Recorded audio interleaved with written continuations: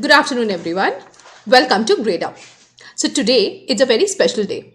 The reason being that what I'm going to do with you today is I'm going to summarize all the important current affairs and I'm going to give it to you in this PDF. So try to understand something. You must have seen that there were many current affairs news in the last 9 to 10 days. What I've done is we have taken a set of about 50 questions and we are actually giving it to you so that you will be up to date with your revision syllabus. So those of you who have been following us for current affairs on a daily basis, continue to do that. That's going to help you developing a lot of other things just apart from your current affairs for your syllabus. So what I'll suggest to you is you can go through that, and this would be a very good revision for you to understand how well you've done in the last 1 week. So it's like a checkpoint, So usually what I used to do during my preparation times is that we used to have like 5 days of study, and one day we used to check if we are actually studying for it or not. So what I'm going to suggest to all you aspirants today is this is a checkpoint for the last 10 days of current affairs that we have studied. I would be discussing about 25 questions with you in today's class. And after that, you're going to get another PDF of about 50 questions. I mean, a total of 50 questions. 25 we'll be discussing the important ones, and 25 I will leave for you to have a check at it. And then that PDF you would be getting in the description box given below. So make sure you go through that. Now that said, let me go forward and first of all introduce to you a little about myself. So I am a faculty for polity and current affairs, and I have over 4 years of teaching experience. I have mentored many students in my entire lifetime, and I hope I could do the same with you. Okay, now that said, let's straight away dive into the questions and we'll understand some of the most important ones that you should definitely keep a note of. All right. Okay. So the very first question of the day: who has been appointed as the new chairman and the CEO, that is the Chief Executive Officer of the Railway Board under the Ministry of Railways? All right. Now there are 5 options which are given over here. You can have a look at them. Umesh Sharma, Vineet Agarwal, Suneet Sharma, Shashi Shekhar Vempati and Satyendra Garg. Have a look at the questions and check according to you which one is the correct option. I'll give you 15 seconds for this question. It's a fairly easy question, very much in the news.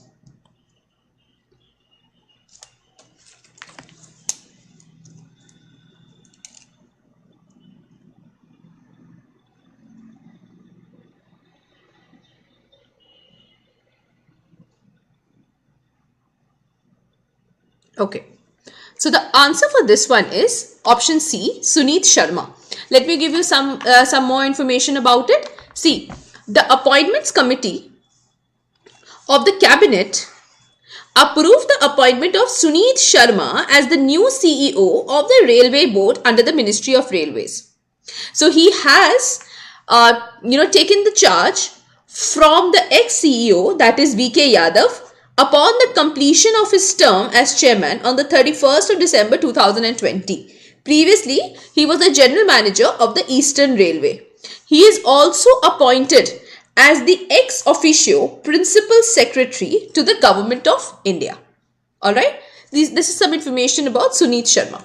Alright, now let's go forward and see the next question. So question number 2 reads: India's richest man, Mukesh Ambani, the chairman and managing director of Reliance Industries Limited, dropped down to what position in the Bloomberg Billionaires Index of 2021? There are 5 options. It's very simple. It was very much in the news, a very factual question. So take 10 seconds and see whether you actually know the answer or not.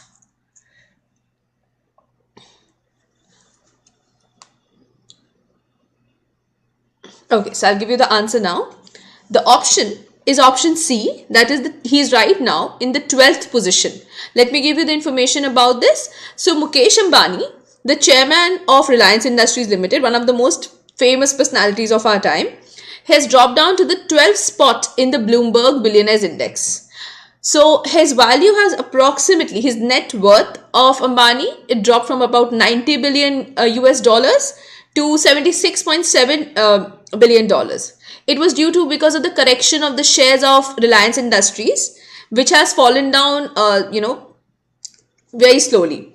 As of now, the richest man in Asia, okay, the richest man in Asia who has replaced Ambani is Hong Shasan, okay. He's also referred to as the lone wolf. He's also too much in the news, so make sure you have this name, Zhong Shasan, and he is also known as a lone wolf. He has replaced Ambani as Asia's richest person, and he is one of the fastest in the history to achieve the feat. So there are two names that we've learned over here. First of all, the Bloomberg Billionaires Index.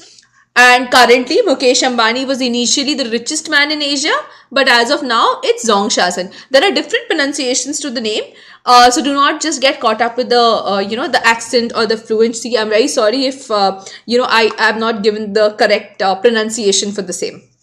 Okay, so that said, let's move to the third question. The third question of the day: the Indian Army has signed an agreement with which defense manufacturer to procure the 12 high-performance patrol boats to boost its surveillance at the Pangong Lake in eastern Ladakh. I'm pretty sure you must have heard about the skirmish, as I say, or the standoff between India and China in the Pangong area, and it's actually a place where there's a lot of tension going on. So the Indian Army has signed a deal with which defense manufacturer to send patrol boats at the Pangong Lake in eastern Ladakh. There are 5 options over here.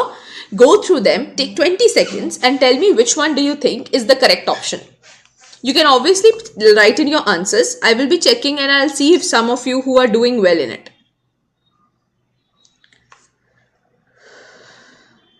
Okay.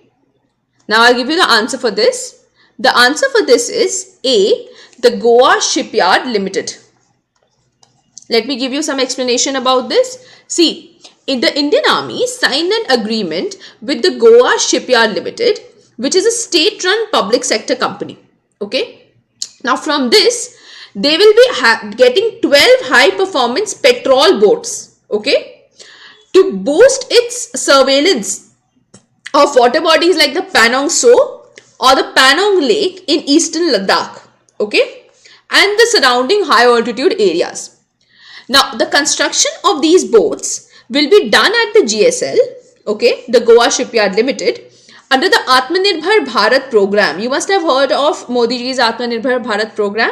So, it's actually being done inside it, and only a few crafts will be in the world for such specialized operations. India has started the surveillance of the boats, as I said, because of the violent clashes which happened a few months back between India and China. All right. Okay. So we've understood the first 3 questions. I hope you've kept a nice note of it. That said, let's go to the 4th question. Okay. India's first indigenously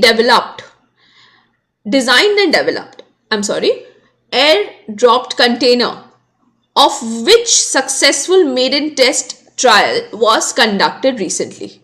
Okay, so have a look at the options over here: Sahyog, Samadhan, Sahayak, Sandhan, and none of these.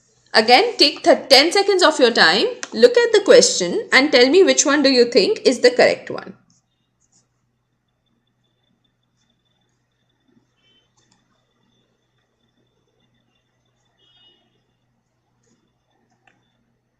Alright.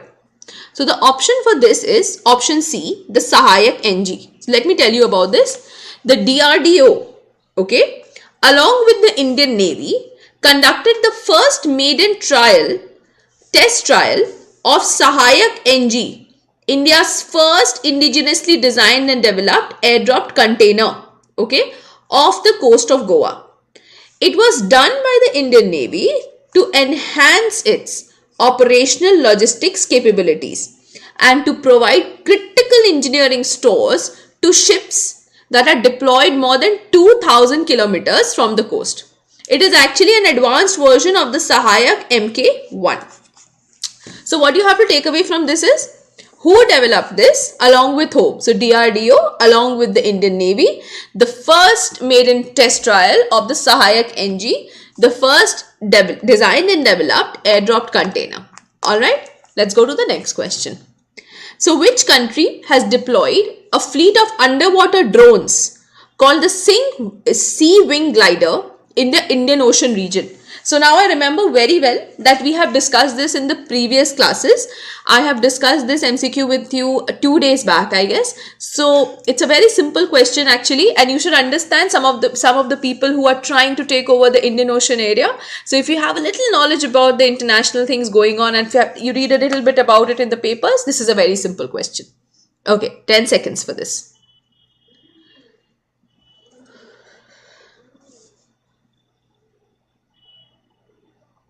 Okay, the answer for this is actually very simple.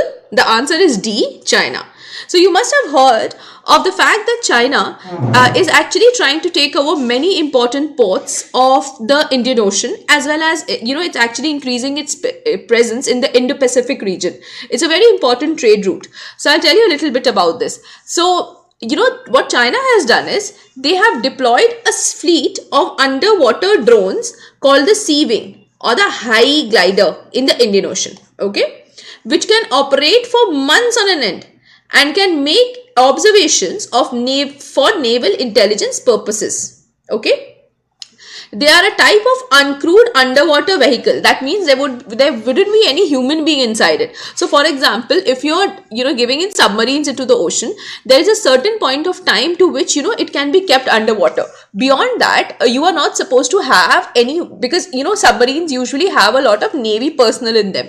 So it's said that these submarines cannot, the people cannot stay underwater for so long because it's a lot of pressure. Now what they have done is, through the Sea Wing glider, they have, they do not need any men to actually go in. So they have deployed it, and it's actually a very big security issue for all the people and all the countries who have their interests in the Indian Ocean region. And according to our defense experts, reports from December last year suggest that 14 would be employed in the Indian Ocean mission, but only 12 will be used. But it will give China unparalleled information about any naval activity happening in any country in the Indian Ocean. So it's actually a very important news that we have to cater to. Okay, come now let's go to the next question. This is the sixth question of the day. Which country is developing wooden satellites to reduce space debris? This is again something I've discussed in the previous classes. It's kind of a revision which you can go through and let me know which one you think is correct. So it's USA, Russia, Japan, China and India. Take 10 seconds of your time, look at the options and tell me which one you think is correct.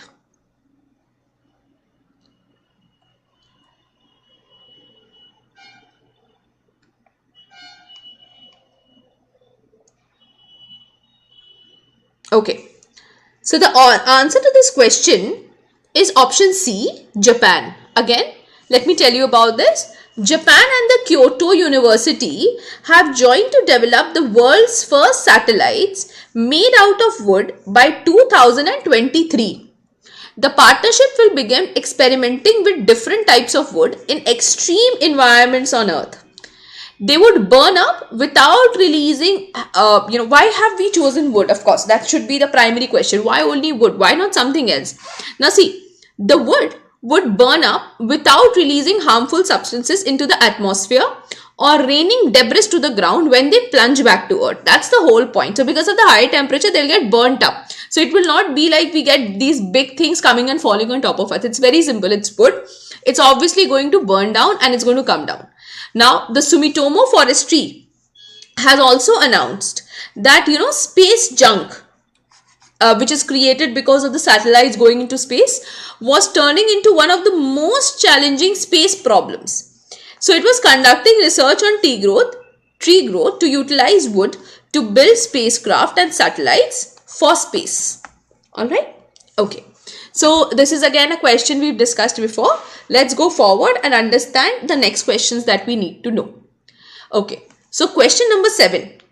Which country will co-chair the International Union for the Conservation of Nature supported Asia Protected Areas Partnership, a regional forum to conserve wildlife habitats for 3 years? Okay.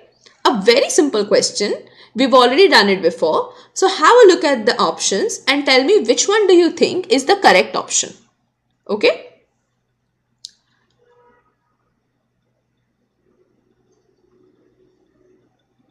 Now I'll give you the answer now. Okay, the option is option D, India. So let me give you a little bit information about this. India is all set to co-chair the IUCN supported Asia Protected Areas Partnership. It is what? What is it exactly? It is a regional forum to conserve wildlife habitats for 3 years.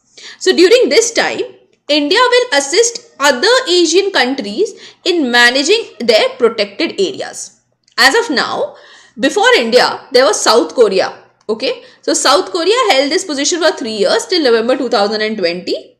Okay, and after that, it has come to India. India, the reason why India actually got this, this entire honor of actually co-chairing the IUCN supported APAP program is because it was very successful in increasing the population of the wild animals in India, such as the tigers, lions, leopards, through protecting their habitats. All right. So you must have heard of Project Tiger going on in India. You must have heard of the Wildlife Protection Program or the Wildlife Protection Act of India. So these things have actually come out, and a lot of people have been working on it, working very hard on it. And because of that, what you're going to see is that the wildlife number of wildlife in India has actually increased drastically over the last couple of years, because of which IUCN thought that India would be able to co-chair such a prestigious event. Okay, now let's go forward, see the next question. Okay, which defense equipment manufacturer has signed a contract with Indian Navy to supply 20 indigenous developed light amplification by simulated emission of radiation dazzlers? Okay, so you can have a look at this and you can tell me which one do you think is the correct option. There are 5 options here: Bharat Electronics Limited, the Garden Reach Shipbuilders and Engineers, Bharat Dynamics Limited, Hindustan Aeronautics Limited, the Bharat Earth Movers Limited. So have a look at the options and tell me which one do you think is the correct option. Alright, the option here is option A, Bharat Electronics Limited. Let me tell you the reason. So the BIL or the Bharat Electronics Limited, they signed a contract with the Indian Navy to supply 20 indigenously developed light amplification simulated emission of radiation dazzlers, the laser dazzlers as they call it. They have been developed by the DRDO and will be manufactured by the Pune plant of the BEL. Okay, it's a very simple thing actually. So previously we've heard of the Indian Navy talking with working with the Goa Limited, Goa Shipyard Limited, working in developing high altitude boats, and now we are seeing that they are also making some laser dazzlers with the DRDO. All right, now the next most important question. Prime Minister Narendra Modi virtually laid the foundation of how many lighthouse projects? Okay, virtually Mr. Modi had set up foundations for many lighthouse projects. Can you tell me which one of them, how many of them were there? Now there are 5 options: 4, 5, 6, 4, 5, 6, 7, 8. Okay, tell me which one do you think is the correct option?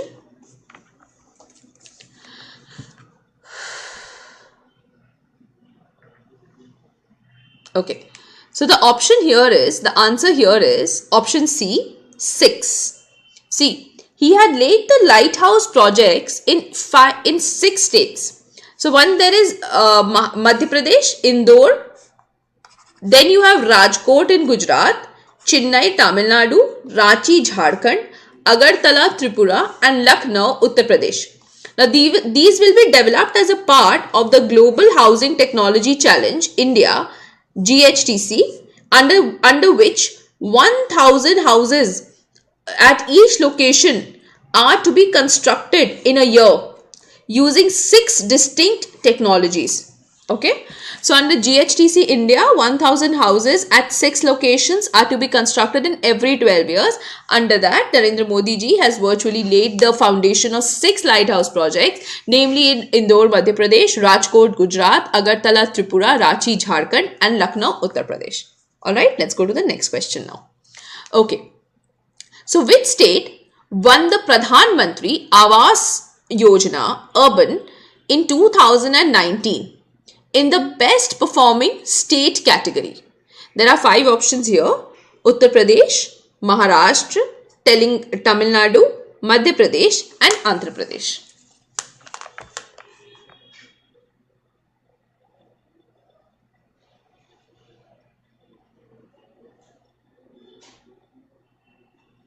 Okay. So the answer to this is A, Uttar Pradesh. Now see, first of all, let me tell you a little about the Yojana. The Yojana was instituted by the Ministry of Housing and Urban Affairs, the MoHUA, in 2019.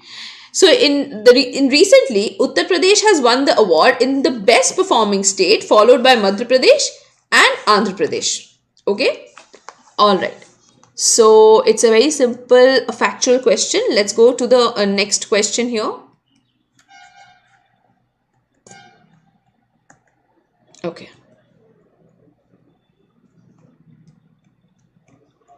Okay, here it is. Under whose chairmanship the University Grants Commission set up a 7-member committee to look at the possibility and review the feasibility of holding the common entrance test at undergraduate level from the academic year in the recent year in central universities. Now again, this is I have discussed this question with you before, so I'll give you just 10 seconds for this question. A 7-member committee under one of the most important personalities, who is actually checking whether we should have the set examinations at the undergraduate level or not. Okay, the answer for this is very simple, is option A, R.P. Tiwari ji. Let me give you the explanation for the same. So the UGC has set up a 7-member committee to look at the possibility of holding the set examinations at the undergraduate level from the next academic year. It is headed by Raghavendra P. Tiwari, okay, the Vice Chancellor of the Central University of Punjab. Alright. Okay, now the next question, again something we've discussed before. Which railway station is set to get the world's longest railway platform of 1500 plus meters length and 10 meters of width? There are 5 options here: Dhanbad, Kharagpur, Hubli, Itarsi, and Tundla. Have a look at the questions and tell me which options, and tell me which one do you think is the correct option here.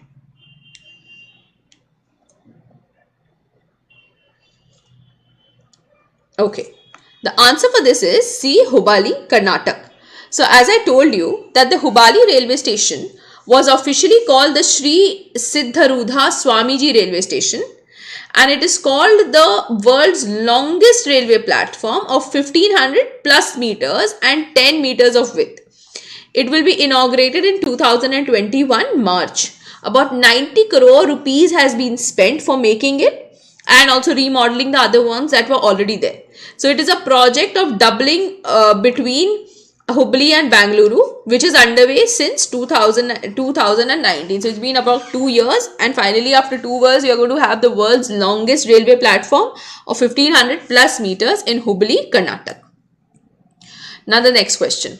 Who has been elected as the Speaker of the US House of Representatives for the 117th Congress?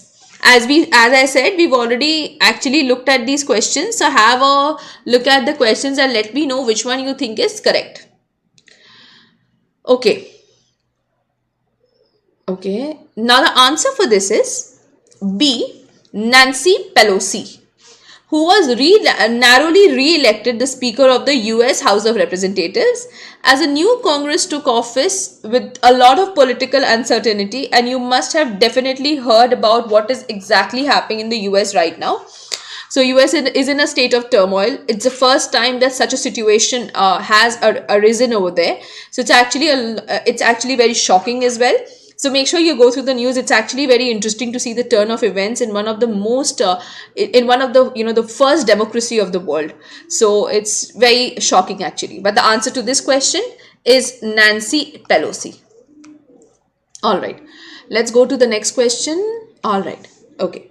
So which country's parliament has passed the Malala Yousafzai Scholarship Act, which will expand the number of scholarships available to Pakistani women to receive higher education?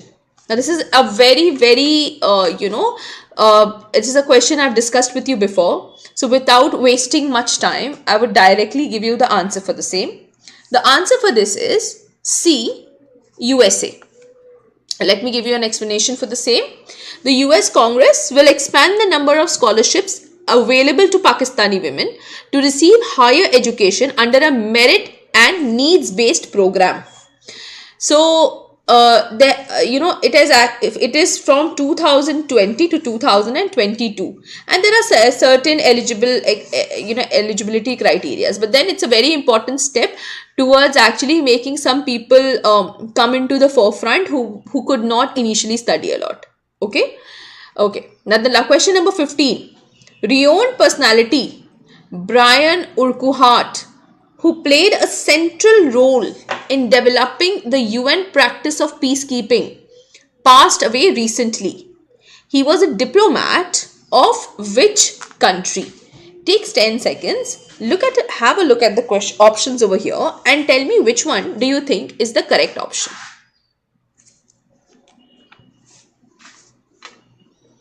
Okay. So the answer here is A, the United Kingdom. So he was an elder leader. He was a Brian Urquhart was a British diplomat who passed at the age of 101 years and was an early leader of the United Nations. He played a central role in developing the United Nations practice of peacekeeping. He was born in England in 1919, served in British military and intelligence during World War II, and became the second official hired by the United Nations after its formation in 1945. So if you know, working of the United Nations was very, very important at that point of time to keep the peace in the world. Now before that, there was another organization, League of Nations, that had miserably failed. After World War I also, there was an organization that was made, which was called the League of Nations. Now, because of its inefficiency, we saw that the Second World War actually broke out. And after the Second World War, another organization was made, which was called the United Nations. So, having certain people who were very good at diplomacy was very important. And Brian Urquhart was one such person who was really required to keep the peace in the world at that point of time. He's a very important personality. So, make sure you remember that he was actually a British diplomat. Okay. Now let's go to the next question. Union Education Minister Ramesh Pokhriyal Nishank laid the foundation stone for the School of Engineering and Atal Bihari Vajpayee School of Management and Entrepreneurship in which of the following universities? Delhi, Jamia Millia, Aligarh, Jawaharlal Nehru, Banaras Hindu University. There are 5 universities over here. So tell me in which one do we have the School of Engineering and Atal Bihari Vajpayee School of Management? Alright, the answer for this is D, the JNU. Let me give you an explanation for the same. So there's a School of Engineering and Atal Bihari Vajpayee School of Management and Entrepreneurship at JNU. So this school obviously is named after Shri Atal Bihari Vajpayee, who was not only a visionary Prime Minister of India, but an inspiring author too. That said, let's go to the next question. Okay, the TriFed. The TriFed has signed a memorandum of understanding with the Akhil Bharatiya Vanvasi Kalyan Ashram to set up Tri-Food Parks. Can you tell me which state are we talking about over here? Is it A, Jharkhand, B, Odisha, C, Madhya Pradesh, D, Chhattisgarh, or is it E, Maharashtra? Have a look at the question. It's very important actually. So where do we have tri-food parks according to the Akhil Bharatiya Vanvasi Kalyan Ashram? Okay. The option for this is C, Madhya Pradesh. C. So the Tri-Fed basically aims at one thing, that is to improve the livelihood of the tribal people. You know, both the people who dwell in the forest as well as the tribal workers. Okay. It is actually an initiative to what we call tribal empowerment. Because of this, Tri-Fed has decided to explore a convergence and build a partnership with the Akhil Bharatiya Vanvasi Kalyan Kendra. Okay. In this, a MOU has been signed between the two organizations to work for the setting up of tri-food parks in 5 districts of Madhya Pradesh. Alright. Okay. Now let's go forward. Okay. Who will head the high-level group named South Asia Group for Energy for the development of South Asia energy security architecture set up by the Government of India? So is it A, Ram Vinay Shahi, B, Vardhan Shringla, C, Ranjan Mathai, D, Sujatha Singh, or E, Vijay Keshav Gokhale? So you can have a look at the question, take 10 seconds of your time and tell me which one you think is the correct option. Okay. The answer to this is A, Ram Vinay Shahi. Okay, let me tell you the explanation. So the central government of India has set up a high-level group named the South Asia Group for Energy, headed by Ram Vinay Shahi, for the development of South Asia under the security architecture. It is set up under the Ministry of External Affairs, run think tank, research and information system for developing countries. Okay. Alright. So let's go to the 19th question of the day. Okay. So which meteorological observatory has been conferred the status of the Centennial Observing Station by the WMO to recognize its contribution towards long-term meteorological observation? Is it the Tiruvananthapuram, the Patna, the Palakkad, the Kannur, or the Kozhikode Meteorological Observatory? Okay. Have a look at the options. Take 10 seconds of your time and tell me which one you think is the correct option. Okay. So the answer for this is B, the Patna Meteorological Observatory. See, it has been given the status of a COS, a Centennial Observing Station by the WMO to recognize its contribution towards long-term meteorological observation for over 100 years. This was it was established by the British Corps of Engineers in 1967, the Patna Meteorological Observatory in 1867 by the British Corps. It's actually something which was made in the British era of that point of time. Okay, now let's go to the 20th question of the day. We are very close to ending the session today. So just stay on for another 5 minutes and hopefully we would be completing all the important current affairs for today. Okay. So India has flagged off the 40th Indian Scientific Expedition to Antarctica from which of the following ports?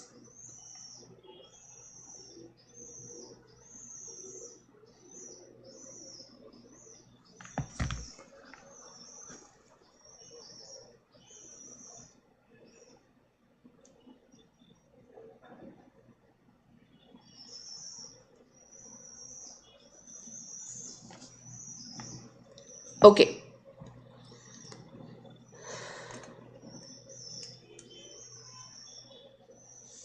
Okay, so the option here, the answer here is E, the Mazagon port of Goa. Let me tell you. So first of all, India flagged off the 40th Indian Scientific Expedition to Antarctica from the Mazagon port of Goa. The expedition, will have 43 members, and the chartered ice class vessel MV Vasily Golovin will take the team to Antarctica. So it is very simple actually. It's a factual question, something that you have to remember. So you'll understand. Okay. Chalo. Question number 21. The renowned personality Anil Pannachuran passed away recently. He was a poet and a lyricist in which language? There are 5 options over here. A. Kannad, B. Tamil, C. Telugu, D. Malayalam and E. Marathi.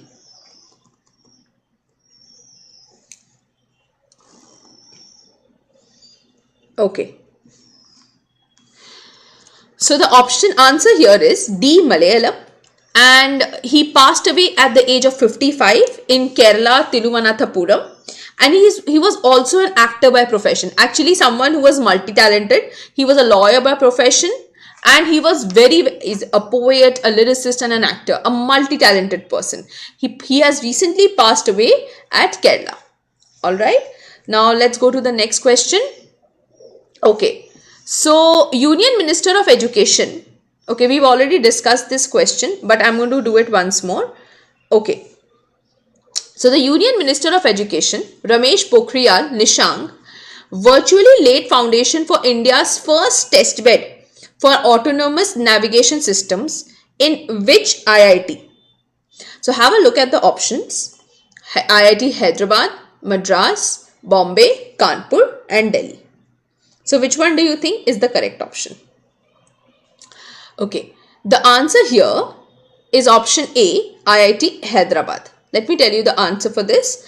So, it is the first testing hub for autonomous navigation and data acquisition systems. Okay, the Department of Science and Technology, Government of India has sanctioned about 135 crore to IIT Hyderabad under the National Mission on Interdisciplinary Cyber Physical Systems to establish the Tihan IIT Hyderabad. Okay.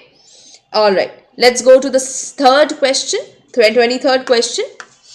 Okay. So, which state government has rolled out a launchpad scheme to provide a platform to the youth through which they will be able to become self-reliant by continuing their education and training? So, it's a very nice scheme, a very simple, nice scheme. So, you'll understand which one this is.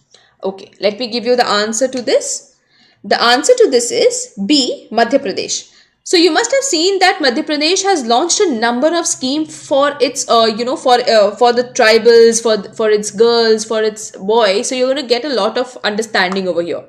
So, the Launchpad scheme is started for both the boys as well as girls coming out of childcare institutions and have completed 18 years of age. So, the objective of this scheme is that it wants to provide a platform to the youth through which they will be able to become self-reliant by continuing their education and their training. Okay, the second last question of the day. So, the DRDO has signed an MOU with which Metro Rail Corporation to render technical support to implement the advanced biodigester MK2 technology to treat human waste in which metro station? So, it's a very, very famous one of the most efficient ones in India, if I'll tell you.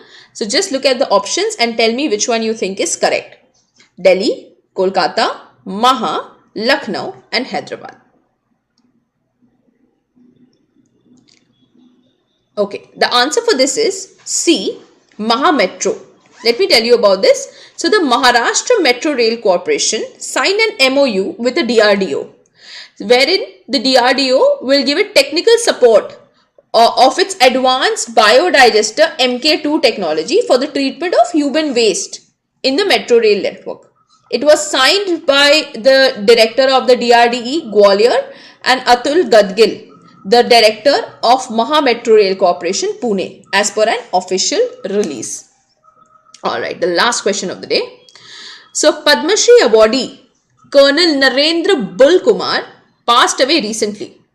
So, he was, what did he actually do? Could you just look at the options and tell me the correct option? A, mountaineer, B. Hockey player, C. Politician, D. Footballer, and D. Film actor. It's a very simple answer. The answer is A. Mountaineer. See, he played a vital role in securing the Siachen Glacier for India. Okay, and he has recently died. He was the first ever to climb Mount Nanda Devi. Okay, he climbed Mount Everest in 1965, Mount Blanc, highest peak in the Alps, and later Mount Kanchenjunga. So some of the major mountains of India and its neighboring countries as well as the Alps he has covered, and he was actually a Padma Shri person. He was very important because he secured the Siachen Glacier for India. He has recently passed away at the age of 87 due to age-related ailments. Okay, now that said guys, we are done with the class for today. Now we have provided a very good PDF for you, and in this PDF you're going to get another 25 questions. Please find the link in the description box. We've given the link in the description box. You'll get a PDF of 50 questions which will help you in revising the last 10 days. This will be absolutely sufficient in case you are a very serious aspirant. It's very sufficient. You would not have to look at any other source if you are referring to this. So that said, guys, thank you so much for watching. I hope you enjoyed the session.